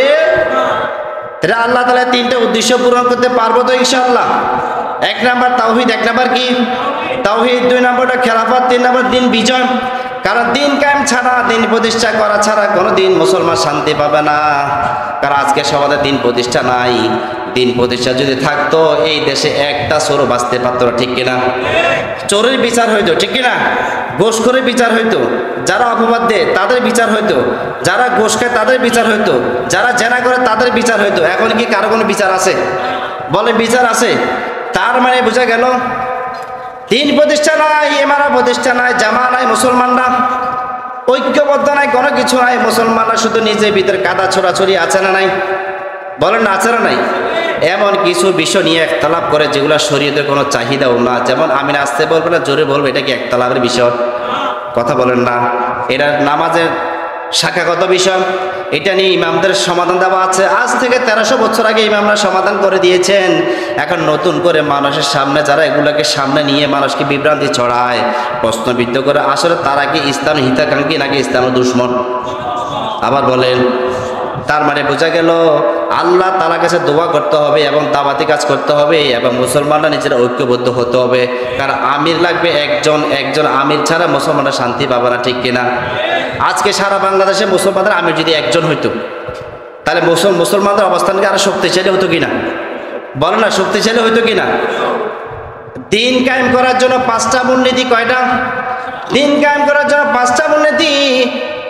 তিরমিজি শরীফের হাদিস, আবু মুসা আল-আশআরী রাদিয়াল্লাহু তাআলা আনহু থেকে হাদিস বর্ণনা, তিনি বলেন, আনা আমরুকুম বিখামসিন, আমি তোমাদেরকে 5টা বিষয় অর্ডার করছি, আদেশ করছি, আল্লাহু আমারানি বিহিন্না, যে 5টি বিষয় আল্লাহ তাআলা আমাকে অর্ডার করেছে, হাদিসে কুদসি এটা, যে 5টা বিষয় আল্লাহ তাআলা আমাকে অর্ডার করেছেন, তার মধ্যে 1 নম্বর আলাইকুম বিল জামাআ, সমস্ত মুসলমানরা এক জামাবদ্ধ এক কাতারে থাকবা। কোন কাতারে? এক কাতার। নিজেদের গ্রুপের সৃষ্টি করবা না, নিজেদেরকে আলাদা সিলেবাস তৈরি করবা না, নিজেদেরকে পরস্পর দুশ্মন মনে করবা না, নিজেরা নিজের ক্ষতি করবা না। সিক্রেট অফ জাইনিজম একটা বই আছে, দেখবেন ওই বইয়ের ভিতরে লেখা আছে, ইহুদিদের ভিতরে যত গন্ডগোল হোক, গন্ডগোল হইলেও তারা নিজেদেরটা নিজেরা সমাধান করে, বাইরে কাউকে এখানে প্রবেশ করতে দেয় না। আর আমরা মুসলমানরা নিজেরা কি করি? নিজেরা দ্বন্দ্ব করে কাফের মুশরিকদেরকে বিচারক বানাই, কাফের মুশরিকদেরকে বিচারক হিসাবে নির্বাচন করি, এবং কাফের মুশরিকদেরকে বিচারক হিসাবে নির্বাচন করার কারণে তারা আমাদের মাটি শুদ্ধ দখল করে নেয়, আমাদেরকে ঘরবাড়ি ছাড়া করে দেয়, ঠিক কিনা? তার মানে বোঝা গেল, মুসলমানরা যতক্ষণ পর্যন্ত একজন আমি নির্বাচন করতে পারবে না, ততক্ষণ পর্যন্ত মুসলমানদের মূল্য এইভাবে ধ্বংস হতে থাকবে। তার মানে বোঝা গেল, মুসলমানরা যদি দিন বিজয় করতে চায় তাহলে একজন আমিরের দরকার আছে না নাই? আবার বলেন, বহুদলীয় ইসলাম পন্থা এটা একটা জাহেলিয়া। এটা কি? এটা একটা জাহেলিয়া। কারণ ইসলাম মেনটেন হবে একজন আমিরের তত্ত্বাবধানে। এই যে আফগানিস্তানের মুজাহিদরা বিজয় লাভ করেছে, 2টা কারণ। কয়টা কারণ? 2টা কারণ। 1 নম্বর, তাদের আমির ছিল একজন। এই যে জো বাইডেন এবং আমেরিকা বহু চেয়েছিল নিজেদের ফাটল সৃষ্টি করার জন্য, আপ্রাণ চেষ্টা করেছিল, কিন্তু পারে নাই। কারণ মুজাহিদিন একরাম তারা ঐক্যবদ্ধ ছিল একজন আমির তত্ত্বাবধানে। 1 নম্বর, তাদের আমির ছিল একজন, একাধিক আমির ছিল না। 2 নম্বর হলো, তারা একজন আমিরের তত্ত্বাবধানে কাতারবদ্ধ হয়েছিল, এমনভাবে কাতারবদ্ধ হয়েছিল সীসা ডালা প্রাচীরের মতো। সুবহানাল্লাহ বলেন। আর যারা সীসা ডালা প্রাচীরের মতো কাতারবদ্ধ হবে, আল্লাহ তাআলা তাদেরকে সবচেয়ে বেশি ভালোবাসে। সুবহানাল্লাহ। আসতে কর, আগামীকাল বলিয়ে কাতারবদ্ধ নামে একটা সূরা আল্লাহ নাজিল করেছেন, সেই সূরার নাম হলো সফ। সেই সূরার নাম কি? সফ। এই সূরা সফের ভিতরে আল্লাহ তাআলা আলোচনা করেছেন, ইন্নাল্লাহা ইউহিব্বুল্লাযীনা ইউকাতিলুনা ফী সাবিলিহি সফফান কাআন্নাহুম বুনিয়ানুম মারসুস। ইন্নাল্লাহা, নিঃসন্দেহে আল্লাহ, ইউহিব্বু, তিনি পছন্দ করেন, আল্লাযীনা ইউকাতিলুনা ফী সাবিলিহি, যারা আল্লাহর পথে যুদ্ধ করে, সফফান কাআন্নাহুম বুনিয়ানুম মারসুস, কাতারবদ্ধ হয়, এমনভাবে কাতারবদ্ধ হবে যারা সীসা ডালা প্রাচীরের মতন। 1000বার বোম মারলেও, 1000বার রিমান্ডার দিলেও কাতার থেকে বিচ্যুত হবে না, ঠিক না? এখানে কাতারবদ্ধ হওয়া, জামাবদ্ধ হওয়া, দলবদ্ধ হওয়া, এটা কি গতানুগতিক ইসলাম পন্থাকে বুঝাইছে না আহলে সুন্নাত জামাতের আকীদাকে বুঝাইছে? আহলে সুন্নাত জামাতের আকীদাকে বোঝানো হয়েছে যে আকীদাগতভাবে এক কাতারে থাকবে। দল এভারেজ যদিও থাকে, কিন্তু সবার মানহাজ থাকবে এক, সবার পদ্ধতি থাকবে এক, সবার তাওহীদ থাকবে এক, সবার রুল থাকবে এক, ঠিক না? আমার ভাইরা, আমার বন্ধুগণ, তাহলে এটা হলো আল্লাহ তাআলার 3টা বানশা। এই 3টা উদ্দেশ্য যদি আমি পূরণ করতে পারি, তাহলে আমি মানুষের কাতারে থাকবো, নয়তো আমি মানুষের কাতার থেকে বের হয়ে যাব। আল্লাহ তুমি আমাদের সবাইকে আল্লাহ তাআলার উদ্দেশ্য পূরণ করার তৌফিক দান করার জন্য বলেন আমিন। এবার আমরা দ্বিতীয় চ্যাপ্টারে যাই। দ্বিতীয় চ্যাপ্টারে আমরা আলোচনা করব ঈমান ভঙ্গের কারণ। কি ভঙ্গের কারণ? আরো জোরে বলেন। একজন মুমিনের সবচাইতে দামি সম্পদ হলো ঈমান। সেটা কি? ঈমান। আপনি যত নামাজি হন না কেন, যত রোজাদার হন না কেন, যত যাকাত পালন করেন হন না কেন, যত কিছু করো না কেন, দান সদকা করো না কেন, তাহাজ্জুদ সালাত আদায় করো না কেন, আপনার সম্পদ, দামি সম্পদ ঈমান যদি নষ্ট হয়ে যায়, আপনার কোনো আমল আর টিকবে? এই যে একটা বিল্ডিং নির্মাণ করছেন, এটা ফাউন্ডেশন না দিলে কি বিল্ডিং তৈরি পারবেন? বলেন না, পারবেন? একজন ঈমানদারের মূল ফাউন্ডেশন ঈমান। আমি আপনাদেরকে প্রশ্ন করতে চাই, আপনারা ওযু ভঙ্গে কারো শিখছেন, রাইট, আপনাকে ধন্যবাদ। আপনি নামাজ ভঙ্গে কারো শিখেছেন, আপনাকে অসংখ্য ধন্যবাদ। আপনি রোজা ভঙ্গে কারো শিখেছেন, আপনাকে অসংখ্য ধন্যবাদ। আপনি হজ কি কারণে নষ্ট হয়ে যায় সেটাও শিখেছেন, আপনাকে অসংখ্য ধন্যবাদ। আপনি যাকাত কি কারণে নষ্ট হয় সেগুলো শিখেছেন, আপনাকে অসংখ্য ধন্যবাদ। আপনার অন্যান্য আদার্স আমলগুলো কীভাবে নষ্ট হয় সেগুলো শিখেছেন, আপনাকে অসংখ্য ধন্যবাদ। কিন্তু আপনার প্রথম কাজ ছিল, আপনার যেটা ফরজ, যেটা বিধান ছিল, সেটা হলো ঈমান ভঙ্গের কারণ আগে শিখা। ঈমান ভঙ্গের কারণ আগে শিক্ষা করা, এটা আগে কাজ ছিল। কারণ এইদিকে আজকে মুসলমান নামাজ পড়ে কিন্তু ঈমান বিরোধী কাজ করে, এইদিকে মুসলমান রোজা রাখে ঈমান বিরোধী কাজ করে, মুসলমান কোরআন তেলাওয়াত করে ঈমান বিরোধী কাজ করে, মুসলমান যাকাত দেয় তাও ঈমান বিরোধী কাজ করে, মুসলমান নামাজ পড়ে ঈমান বিরোধী কাজ আছে না নাই? এই জন্য ঈমান ভঙ্গের কারণ শিক্ষা করা ফরজ আইন। ঈমান ভঙ্গের কারণ সম্পর্কে মুসলমানরা সচেতন না। মুসলমানের কাছে আজকে ঈমানের মূল্য সবচেয়ে বেশি না হয়ে গেছে বউয়ের মহাব্বত, বউয়ের মূল্য সবচেয়ে বেশি। বউয়ের জন্য সব পাগল, স্বর্ণ চাঁদি সব কিছু তৈরি করে বউয়ের জন্য, আছে না নাই? বউ যদি বলে আমার শরীর গাম দিচ্ছে, আমি অনেক কষ্টে আছি, ঘরের ভিতরে তুমি এসি নিয়ে আসো, সঙ্গে সঙ্গে স্বামী এসি নিয়ে আসে, আছে না নাই? তার মানে আপনার কাছে ঈমানের চাইতে বেশি মূল্য হলো আপনার বউ। আমি আপনার দোষারোপ করছি না, এটা করবেন অবশ্যই করবেন, এটাও ঠিক আছে, কিন্তু এটাকে এমনভাবে গুরুত্ব দিয়েছেন, তার চাইতে বেশি গুরুত্ব দেওয়ার দরকার ছিল আপনার ঈমানের অবস্থা কি, ঈমানের অবস্থা কি সেটা একটু বেশি গুরুত্ব দেওয়ার দরকার ছিল। এবার আসেন আমরা আলোচনায় চলে যাই। ঈমান ভঙ্গের কারণ 10টি, কয়টি? আবার বলেন। মৌলিকভাবে ঈমান ভঙ্গের কারণ কয়টি? আবার বলেন। 1 নাম্বার হলো আশরিকু বিল্লাহ। 1 নাম্বার কি? 1 নাম্বার কি? আশরিকু বিল্লাহ, আল্লাহর সাথে শিরক করা। আল্লাহর সাথে যারা শিরক করবে তাদের ঈমান নষ্ট হয়ে যাবে। যারা আল্লাহর সাথে শিরক করেছিল অতীতে তাদের ঈমান নষ্ট হয়ে গিয়েছিল। যেমন খ্রিস্টানরা একসময় মুসলমান ছিল কিনা? ছিল। কিন্তু খ্রিস্টানরা যখন বলেছিল ঈসা ইবনুল্লাহ, ঈসা আলাইহিস সালাম আল্লাহর ছেলে, তখন তাদের ঈমান শেষ। ইহুদিরা একসময় মুসলমান ছিল, তারা যখন বলল ওজাইর ইবনুল্লাহ, একজন নবী ওজাইর আলাইহিস সালাম তাকে তারা আল্লাহর ছেলে বলেছিল, তখন সঙ্গে সঙ্গে তাদের ঈমান শেষ। কারণ আল্লাহ তাআলা বললেন কোন ছেলে সন্তানের সাথে আমার কোনো সম্পর্ক নাই। কারণ এই জন্য শিরক আছে যেখানে আমরা থাকবো না সেখানে, শিরক আছে যেখানে আমরা নাই সেখানে, শিরকের শিক্ষা, শিরকের সমাজ, শিরকের কারিকুলাম, শিরকের প্রেক্ষাপট যেখানে আছে সেখানে কোনোদিন মুসলমানরা থাকতে পারে। তাহলে 1 নাম্বার কি বললাম? শিরক করা। 1 নাম্বার কি? শিরক করা।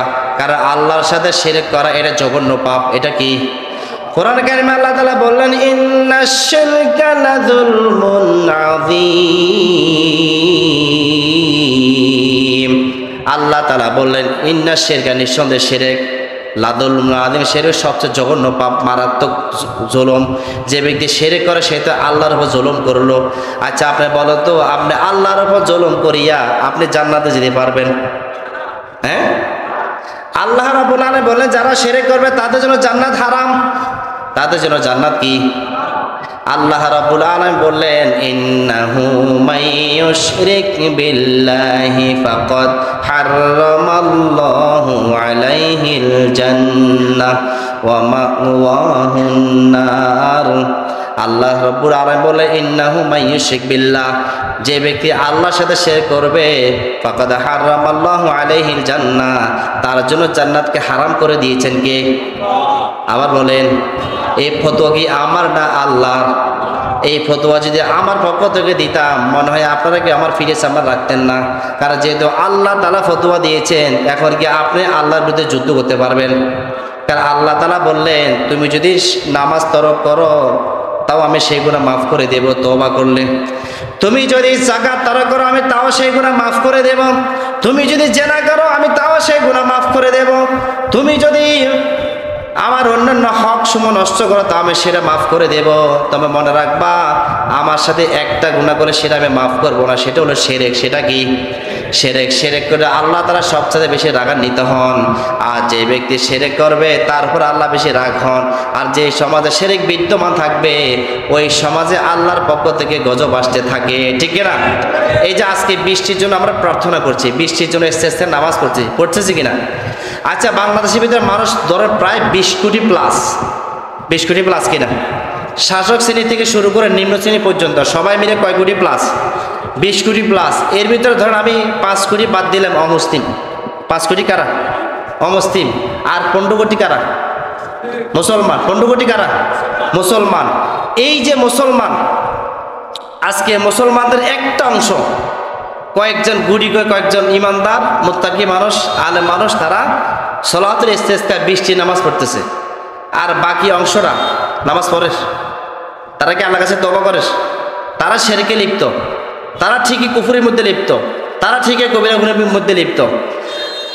বৃষ্টি আসার জন্য আল্লাহ তার কাছে তওবা করতে হবে। তওবা করা ছাড়া শুধু নামাজ পড়লে বৃষ্টি আসবে না, কারণ প্রথমে আপনার গুনাহের স্বীকৃতি দেওয়া লাগবে। ওই যে ইউনূস আলাইহিস সালাম বলেছিলেন, এই যে আমার উম্মতেরা তোমরা তাড়াতাড়ি তওবা করো, নতুবা আল্লাহর পক্ষ থেকে আযাব আসবে। 3 দিনের ভিতরে আযাব আসবে। কয়দিন? 3 দিনের ভিতরে আযাব আসবে। তোমরা তাড়াতাড়ি তওবা করে সেরে ফেলো, নয়তো আল্লাহর আযাব আসলে পরে কেউ বাঁচতে পারবে না। ইউনূস আলাইহিস সালাম এই কথা বলে সম্রাটের দিকে চলে গেলেন। যখনই আল্লাহ তাআলা আযাব আসা শুরু করলো, আযাব তখন সেই ইউনূস আলাইহিস সালাম অনুসারীরা যখন দেখতে পেল, দেখতে পাওয়ার পর তারা এবার নিজেরা সিদ্ধান্ত নিল আমাদেরকে চূড়ান্তভাবে তওবা করতে হবে। এমনভাবে তওবা তারা করেছিল, গরুর থেকে তার বাছুরকে আলাদা করে দিয়েছে, ছাগল থেকে তার বাছুরকে আলাদা করে দিয়েছে, এবং নারী থেকে তার বাচ্চাকে আলাদা করে দিয়েছে। পুরুষ তারা চলে গেল সবাই পাহাড়ের উপরে। কোথায় গিয়েছে? পাহাড়ের উপরে চলে গেল। এরপরে বাচ্চাদেরকে রেখে দিল আলাদা। সবাই মিলে আল্লাহ তার কাছে কাঁদতে শুরু করলো, আল্লাহ এই ফ্যানটা একটু অফ করে দিন, এটা একটু অফ করে দিন, ডাইরেক্ট অফ করে দিন, অফ করে দিন, আমরা ওদিক ফিরে দিন। ওকে, যে কথা বলছিলাম, বৃষ্টি দরকার দেশে, বৃষ্টির জন্য সবাই সালাত আদায় করে, কিন্তু বৃষ্টি প্রার্থনা করা গেছে তওবা দরকার সেটা কেউ করে না। অল্প সংখ্যক মানুষ কিছু আল্লাহর কাছে তওবা করে, আর অধিকাংশ মানুষ এখনো শিরকের ভিতরে লিপ্ত, অথচ তারাও মুসলমান, ঠিক কিনা?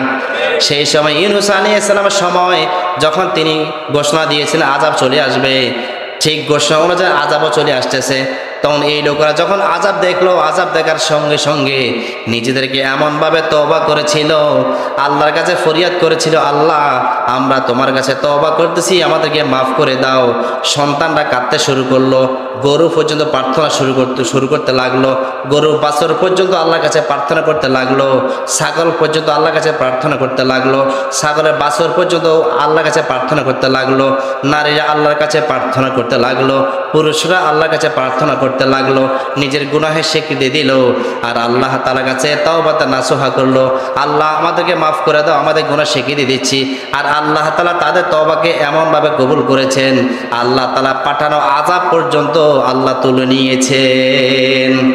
কোরআনে কারিমে আল্লাহ তাআলা বললেন, মা কানাল্লাহু লিয়ুআযিবাহুম ওয়া হুম ইস্তাগফিরুন।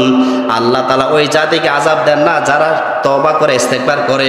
তার মানে বোঝা গেল আল্লাহর পক্ষ থেকে বৃষ্টি আসবে, বৃষ্টি প্রার্থনার জন্য প্রথম আমাদেরকে তওবা করা লাগবে, ঠিক কিনা? বলো না, তওবা করা লাগবে কিনা? আল্লাহ তাআলা বললেন, যখন বান্দা বান্দিরা আমার কাছে তওবা করবে, কান্নাকাটি করবে, তো আমার পক্ষ হতে আমি আল্লাহ তাআলা স্পেশালি বৃষ্টি নাজিল করে দিই। সুবহানাল্লাহ বলবেন না? আমার ভাইয়েরা, আমার বন্ধুগণ, তার মানে ইমান ভঙ্গের 1 নাম্বার কারণ আল্লাহর সাথে শিরক করা। আল্লাহর সত্তার ভিতর শিরক করা যাবে না, আল্লাহ তাআলার গুণাবলীর মধ্যে শিরক করা যাবে না। আচ্ছা আপনারা বলেন তো, আমাদের নিয়তের ভিতর শিরক আছে না নাই? আবার বলেন, আমরা যে নামাজ পড়ি সেটা অনেকে অন্যকে দেখানোর জন্য করি, আমরা যে দান সৎকার করি সেটাও মানুষকে দেখানোর জন্য করি, নিয়তের ভিতরে শিরক। বুখারী শরীফ 1 নাম্বার খণ্ড 1 নাম্বার পৃষ্ঠার 1 নাম্বার হাদিস, রাসূলুল্লাহ সাল্লাল্লাহু আলাইহি ওয়াসাল্লাম বললেন, ইন্নামাল আমালু বিন্নিয়াত, মানুষের যাবতীয় সমস্ত কাজ নির্ভরশীল নিয়তের উপর। কারণ আপনার নিয়ত যদি বিশুদ্ধ না থাকে, আপনার আমল আল্লাহর দরবারে কবুল হবে না, ঠিক কিনা? তাহলে আমাদের নিয়তের ভিতরে শিরক আছে না নাই? বলেন না, কেমন আছেন? ভালো আছেন তো? আমাদের নিয়তের ভিতরে শিরক আছে না নাই? বলেন, সবাই বলেন, শিরক আছে না নাই? এই যে আমরা দান সৎকার করি, সেখানে মানুষকে দেখানোর উদ্দেশ্য থাকে কিনা? নবীজি সাল্লাল্লাহু আলাইহি ওয়াসাল্লাম বললেন, মান সাল্লা ইউরাই ফাকাদ আশরাকা ওয়া মান সামা ইউরাই ফাকাদ আশরাকা ওয়া মান তাসাদ্দাকা ইউরাই ফাকাদ আশরাকা। যে ব্যক্তি মানুষকে দেখানোর জন্য সালাত আদায় করলো সে শিরক করলো, যে ব্যক্তি মানুষকে দেখানোর জন্য দান সৎকার করলো সে শিরক করলো, যে ব্যক্তি মানুষকে দেখানোর জন্য রোজা রাখলো সে শিরক করলো। তার মানে বোঝা গেল শিরক আছে যেখানে আল্লাহর গজব আছে, সেখানে আল্লাহর গজব আছে, সেখানে শিরক করা যাবে না। এরপরে আমরা যে তাকওয়া অবলম্বন, তাকওয়ার মধ্যে শিরক আছে না নাই? বলেন না, সবচাইতে বেশি ভয় পাইতে হবে কাকে? সবাই বলেন, আল্লাহ ছাড়া কি কাউকে ভয় করার অধিকার আছে? বলেন। আজকে মুসলমানরা আল্লাহকে ভয় না পেয়ে আল্লাহ সৃষ্টিকে আল্লাহর চাইতে বেশি ভয় পায়, আছে না নাই?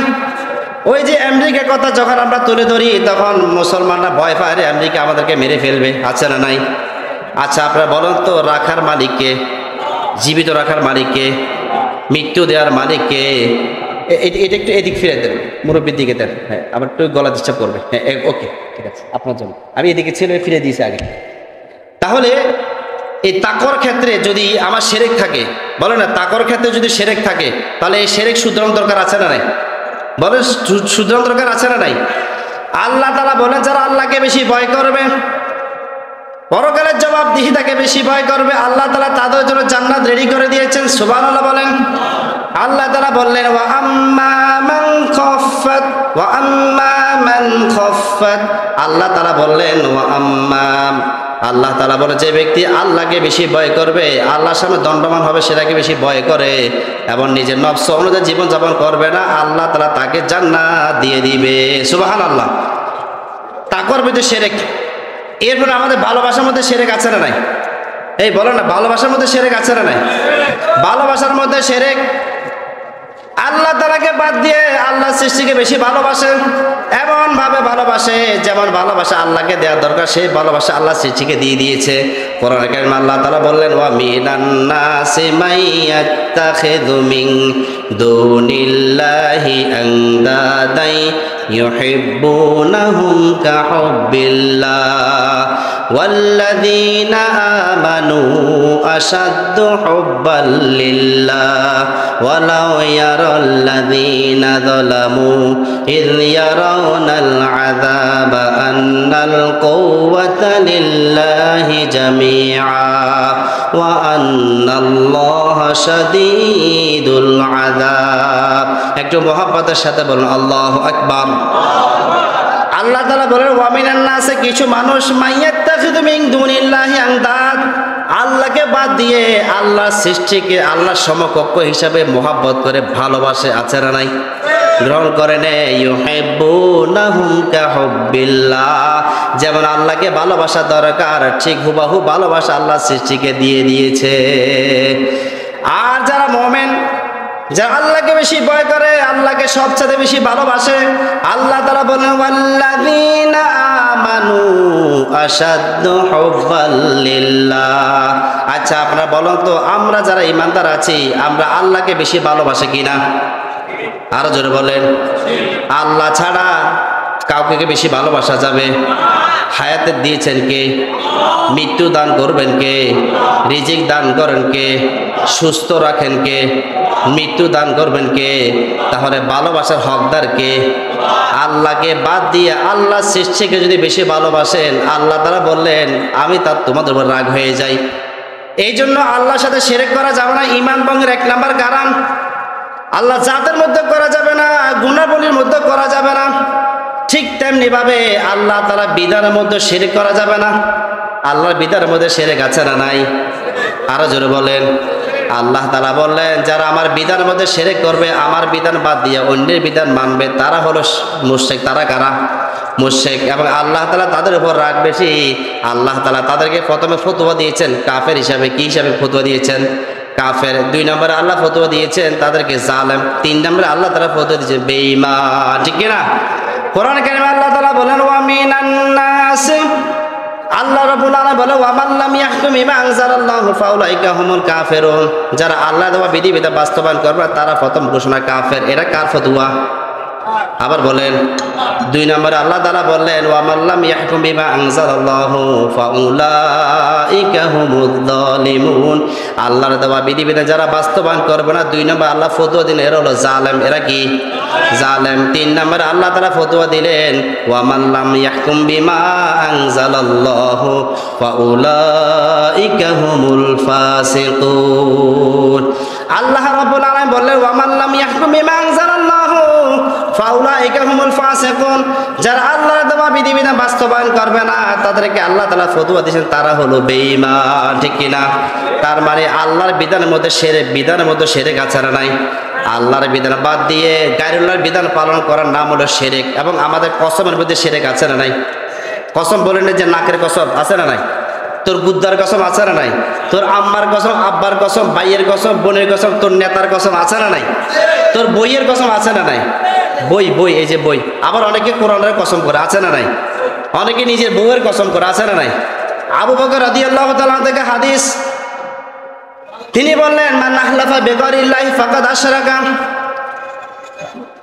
তিনি বললেন মান আহলাফা বিগয়রিল্লাহ, যে ব্যক্তি গয়রুল্লাহ শপথ করলো, ফাকাদ আশরাকা, সে তো শিরক করলো। তার মানে গয়রুল্লাহর নামে শিরক, গয়রুল্লাহর নামে শপথ করা এটাও শিরক। এটা কি? এটা কি বলেন? শিরক। এই শিরক করা যাবে না। আরো জোরে বললেন। কারণ আমরা গরু জবাই করব কার নামে? ছাগল জবাই করব কার নামে? ঘুম থেকে উঠবো কার নামে? আবার ঘুমাবো কার নামে? মান্নত করব কার নামে? নাকি অমুকের নামে, নাকি তমুকের নামে? বুঝছেন তো? আল্লাহ ছাড়া কোনো গায়রুল্লাহর নামে, আল্লাহ সৃষ্টির নামে মান্নত করলে এটা হয়ে যাবে শিরক। এটা কি হবে? শিরক। আল্লাহ ছাড়া গায়রুল্লাহর নামে শপথ করলে এটা হয়ে যাবে শিরক। এটা কি হবে? শিরক। এই শিরক করা যাবে? বলো, শিরক করা যাবে? এটা হলো ঈমান ভঙ্গের কারণ। আজকে আমাদের পুরো সমাজের ভিতরে শিরক আছে না নাই? কথায় কথায় শিরক করে। তোর আম্মার কসম, তোর আব্বার কসম, তোর দাদার কসম, তোর নানার কসম, তোর নানির কসম আছে না নাই? এই ধরনের শিরক যারা কথায় কথায় শপথ করে, আল্লাহ তাআলা বললেন এরা হলো সবাই মিথ্যাবাদী। এরা কি? মিথ্যাবাদী। অনেকে বলে তোর মসজিদের কসম আছে না নাই, তোর এলাকার কসম আছে না নাই। এই যে শপথ শুধু কথা কথা কসম করে, এইরকম কসম যারা করবে এরা হলে এরা সবাই শিরক করে। এটা কি করে? শিরক করে। এই শিরক করা যাবে? বলো, শিরক করা যাবে? আল্লাহ তুমি আমাদেরকে শিরক থেকে রক্ষা করার জন্য বলেন আমিন। তাহলে তাকওয়ার মধ্যে শিরক বললাম। এলেমের ব্যাপারে শিরক, যে আল্লাহ তাআলা সবচেয়ে বেশি জ্ঞান রাখে, এই শব্দ যদি বলে যে বান্দা সবচেয়ে বেশি জ্ঞান রাখে, এটা শিরক হয়ে যাবে। কি হবে বলেন? কোরআনে কারিমে আল্লাহ তাআলা বললেন ওয়া মা উতিতুম মিনাল ইলমি ইল্লা কালিলা। আল্লাহ তাআলা বলেন ওয়া মা উতিতুম মিনাল ইলমি ইল্লা কালিলা। আমি আল্লাহ তাআলা আমার বান্দা বান্দাকে কিঞ্চিত ইলম দিয়েছি। কি ইলম? কিঞ্চিত ইলম। আল্লাহ তাআলা বললেন এই কিঞ্চিত ইলম দিয়ে বান্দা আজকে এত অহংকারী, এত শিরক করে, আর অথচ আমি আল্লাহ তাআলা সমস্ত ইলমের অধিকার আমার হাতে রেখে দিয়েছি। সুবহানাল্লাহ বলবেন না? সমস্ত ইলমের মালিকানা কার হাতে? আপনি আমি বাঁচবো কয়দিন সেটা জানে কে? আপনি আমি কয়দিন সুস্থ থাকবো সেটা জানে কে? আপনি আমি কোন সময় মারা যাবো সেটা জানে কে? আমার মা কখন মারা যাবে, আমার বাবা কখন মারা যাবে সেটা জানে কে? সুতরাং আল্লাহর চাইতে বেশি জানে এমন কেউ কি আছে? কখন বৃষ্টি হবে সেটা জানে কে? সারা দেশে সবাই মিলে যদি আমাদের সম্মানিত মুরব্বী সহ যদি সবাই মিলে যদি আল্লাহর কাছে দোয়া করি, আল্লাহ আমাদের বৃষ্টি দাও, বৃষ্টি দাও, আর আল্লাহর সিদ্ধান্ত যদি হয় আমি বৃষ্টি দেব না, বৃষ্টি আসবে? বৃষ্টি আসবে? বৃষ্টি আসবে না। কারণ আল্লাহর সিদ্ধান্ত, আল্লাহ যখন যেটা সিদ্ধান্ত সেটা তখন তিনি বাস্তবায়ন করবেন, ঠিক কিনা? আমার ভাইরা, আমার বন্ধুরা, এটা হলো শিরক, 1 নাম্বার ঈমান ভঙ্গের কারণ। এবার 2 নাম্বার বলি। 2 নাম্বার হলো সাহের, জাদু বান্টন আছে না নাই? আছে না নাই? কালো জাদু, এই যে মানুষকে কালো জাদু করো না, এটা হলো ঈমান ভঙ্গের কারণ। রাসূলুল্লাহ সাল্লাল্লাহু আলাইহি ওয়াসাল্লাম বলেছে, আবু হুরায়রা থেকে হাদিস, মাওলানা বুখারী শরীফের হাদিস, এই হাদিসটি তিরমিজির মধ্যে আছে। তিনি বলেন মান আতা আররাফানা কাহিনান, যে ব্যক্তি কোন কোন জ্যোতিষী, কোন জাদুঘর কাছে আসলো, ওয়াসাদ্দাকাহু বিমা ইয়াকুলু, ওই গরক যা বর্ণনা করলো সেটাকে সত্যায়ন করলো সত্য হিসাবে, এবং ওই জাদুঘর ওই জ্যোতিষী যা বর্ণনা করলো সেগুলোকে সত্য হিসাবে সত্যায়ন করলো, নবীজি সাল্লাল্লাহু আলাইহি ওয়াসাল্লাম বলে ফাকাদ কাফারা বিমা উনজিলা আলান নবী সাল্লাল্লাহু আলাইহি ওয়াসাল্লাম, আল্লাহর পক্ষ থেকে নবীর উপর আনিত সবে সেহের জাদু আমাদের সমাজে আছে না নাই? এই আপনার মনে বুঝেন না মনে? জাদু বান্টনা এই সমাজে আছে না নাই? কালো জাদু এই সমাজে আছে না নাই? এটা আজকে নতুন, আমাদের নবীর যুগে কালো জাদু করা হয়েছিল, ঠিক কিনা বলেন? এই যে সূরা ফালাক নাস, এই 2টি সূরা নাজিলের প্রেক্ষাপট দেখবেন। সূরা ফালাক নাস নাজিলের প্রেক্ষাপটে স্পষ্ট বর্ণনা আছে। লাবিদ ইবনে আসেম একজন ইহুদি গুপ্তচর রাসূলুল্লাহ সাল্লাল্লাহু আলাইহি ওয়াসাল্লামকে কালো জাদু করেছিল। নবীজি 13টা দাঁড়িয়ে চুল মোবারক নিয়েছিল, 13টা। এরপরে নবীজি সাল্লাল্লাহু আলাইহি ওয়াসাল্লামের 13টা দাড়ি মোবারক নিল। এরপরে চিরুনির ভিতরে 13টা ফুঁক দিল, 11টা ফুঁক দিল।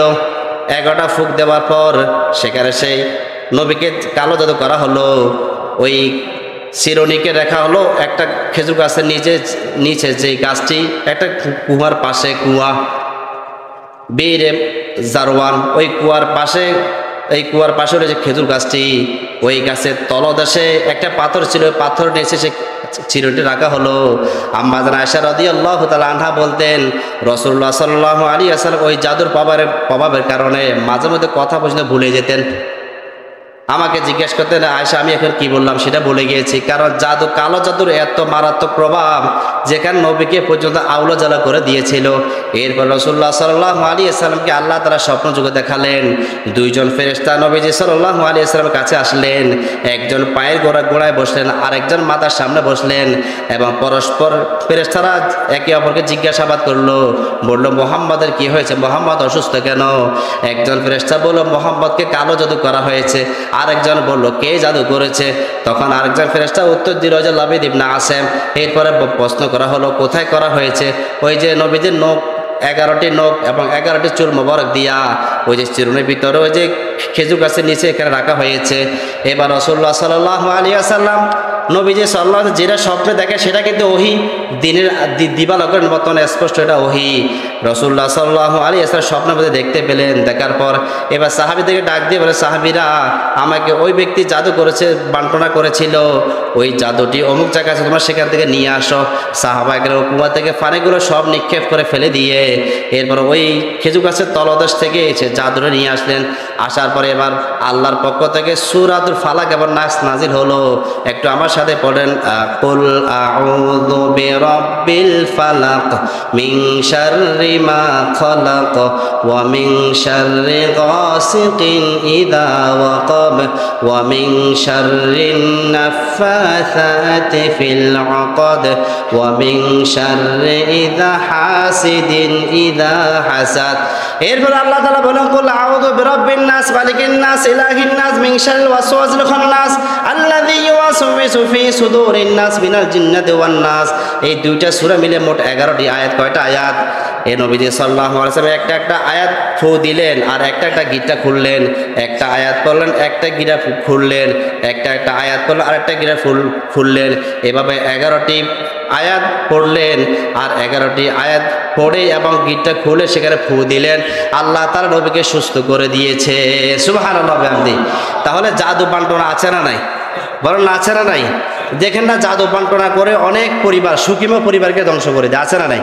স্বামী স্ত্রী কত সুন্দর মিল মোহাম্মদ ভালোবাসা, সেখানে হিংসার বশবর্তী হয়ে জাদু বান্টনা করে পুরো পরিবারকে তছনছ করে দেয়। আমার আছে না নাই? তো জাদু বান্টনা করা যাবে? গণকের কাছে যাওয়া যাবে?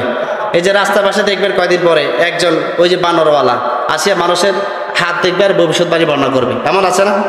জ্যোতিষী, গণক, এদের সামনে যাওয়া যাবে না। এটা কিন্তু যাওয়া কিন্তু শিরক। এটা কি শিরক? গেলে ঈমান নষ্ট হয়ে যাবে। আমাদের সমাজের অসংখ্য মুসলমান আছে, তারা জ্যোতিষীর কাছে যায়, যাবার পরে জ্যোতিষীকে বলে, জ্যোতিষী আমার নামে তুমি ভবিষ্যৎবাণী করো, আগামীতে আমার কি হতে পারে। জ্যোতিষী তো সে একজন গুপ্তচর, জাদুঘর, সে তার থেকে হাতিয়ে নেওয়ার জন্য সে ভবিষ্যৎবাণী করে দে আগামীতে তোমার বড় ছেলে মারা যাবে। এখন এই লোকটা ভয় পেয়ে যায়, হায় রে আমার বড় ছেলে মারা যাবে, এখন কি করা যায়। আবার তাকে প্রশ্ন করা হলো, গণক বলল তুমি তোমার ঘরে সবচেয়ে দামি যেটা বড় রাতামরকটা দিয়ে দাও। গণক এসেছে রাতামরক খাওয়ার জন্য, হ্যাঁ বাইল দিয়ে রাতামরক খাওয়াচ্ছে। কি হুজুরকে চলে আসছে? হ্যাঁ আসতে বলেন না, ঠিক আছে আসতেছে। আচ্ছা, তাহলে ইমাম মাকে 2 নম্বর কারণ কি বলেন না ভাই? আপনারা কি বুঝতেছেন না মনে হয়? ইমাম মাকে 2 নম্বর কারণ কি? সেহের, জাদুবিদ্যা। জাদুবিদ্যা করা যাবে? এই যে মুরব্বী দেখেন, ওনাকে অত ছাড়ে না সম্ভব। আপনাকে জাদুবিদ্যা করে কেউ? মনে কইতে পারেন না। কালো জাদু যারা রাজনীতি করে তাদের পিছনে লেগে থাকে শত্রুরা। ইসলামী রাজনীতি হোক, অনিসলামী রাজনীতি হোক, রাজনীতি অঙ্গনে যারা আছে তাদের পিছনেও মানে এই গুদা মারে এগুলো দিয়ে। স্বামী স্ত্রী মিল মহব্বত বেশি, এখানেও গুদা করে। অনেক ক্ষেত্রে মা বাবা পর্যন্ত সন্তানকে আপন করে পাবার জন্য সে জাদু করে। আছে না নাই? তো যারা জাদু করবে সেও কাফের, তার ঈমান নষ্ট হবে। যে জাদু করাবে সেও কাফের, যে জাদু করবে গণক জ্যোতিষী সেও কাফের। ঠিক কিনা? সমাজে জাদু আছে না নাই? বলেন না, জাদু আছে না নাই? তো জাদুর সাথে সম্পর্ক করা যাবে? গণক আছে যেখানে আমরা নাই, জাদু আছে যেখানে আমরা থাকবো না সেখানে।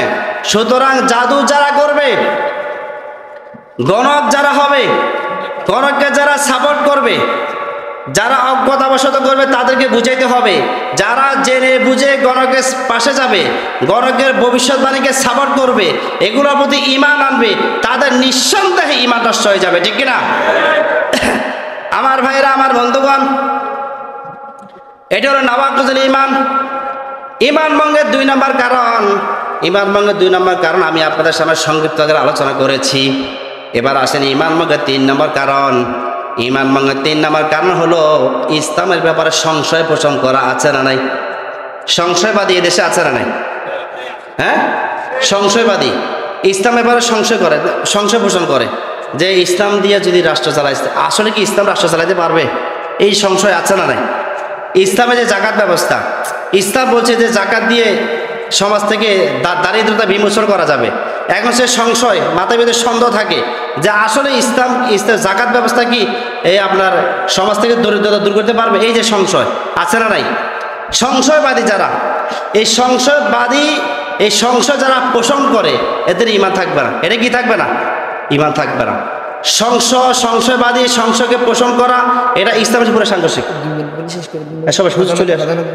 কথা বলবে? আচ্ছা, আসো, সমস্যা নেই। তাহলে সংশয়, কোন মুমিনকে সংশয়বাদী হতে পারে? মানে আপনারা বুঝেন না মনে হয়, বা একটু জবাব দেন না। কোন মুমিনকে সংশয়বাদী হতে পারে? সংশয়বাদী হলে সে কি ইমানদার হবে? সে সংশয়বাদী হবে। সংশয়বাদী হওয়া মানে তার ঈমান নাই। তার কি নাই? আল্লাহর ব্যাপারে সংশয় করা যাবে? হ্যাঁ, আল্লাহর ব্যাপারে সন্দেহ করা যাবে? নবীর ব্যাপারে সন্দেহ পোষণ করা যাবে? কিতাবের ব্যাপারে সন্দেহ পোষণ করা যাবে? আখিরাতের ব্যাপারে সন্দেহ পোষণ করা যাবে? তাকদীরের ব্যাপারে সন্দেহ পোষণ করা যাবে? মরে যাব, মারা যাব, সে বিষয়ে সন্দেহ পোষণ করা যাবে? আমাকে মৃত্যুর পর জীবিত করা হবে, সে বিষয়ে সংশয় করা যাবে? আমার ভাইরা, সুতরাং যারা সংশয়বাদী হবে তাদের ঈমানে একটা কারণ নাই, ঠিক কিনা? এবার আসেন 4 নম্বর কারণ হলো, আসতে পারো না, চলে আসুক না, আসতে তো সবাই দিচ্ছি ভাই, আসতেছে, আমি বেশি দিই। তাহলে আজকে আমরা প্রথমে যে আলোচনা করছি, 1 নম্বর আমরা যে বিষয়ে আলোচনা করছি সেটা হলো আল্লাহর মানচ পূরণ করার জন্য আমরা দুনিয়াতে এসেছি, ঠিক আছে? প্রথমে কি বলেছিলাম? তাওহীদ বাস্তবায়ন করা। 2 নম্বর খেলাফত। 3 নম্বর দিন বিজয় করা। ওকে, 2 নম্বর আমরা যে বিষয়ে আলোচনা করতে যাচ্ছিলাম সেটা হলো ঈমান ভঙ্গের কারণ। 1 নম্বর হলো আশরিক বিল্লাহ, আল্লাহর সাথে শিরক করা। আপনি শিরকুল হুকুম বলেন, বিধানের ক্ষেত্রে বলেন, আনুগত্যের ক্ষেত্রে বলেন, আপনার ইবাদতের ক্ষেত্রে বলেন, হ্যাঁ, আপনার জ্ঞানের ক্ষেত্রে বলেন, তাকওয়ার ক্ষেত্রে বলেন, নিয়তের ক্ষেত্রে বলেন, কোনো প্রকার শিরক করা যাবে না। 2 নম্বরে আমরা বলছি কি? জাদু বান্টনা করা। জাদু বান্টনা করলে ঈমান নষ্ট হয়ে যায়। 3 নম্বরে আমরা বলছি সংশয় পোষণ করা। ইসলামের বিষয়ে কোনো ব্যাপারে যদি সংশয় পোষণ করে তাহলে তার ঈমান থাকবে না। আল্লাহ তুমি আমাদেরকে এই কথাগুলো আমল করার তৌফিক দান করো। আসসালামু আলাইকুম ওয়া রাহমাতুল্লাহি ওয়া বারাকাতুহু।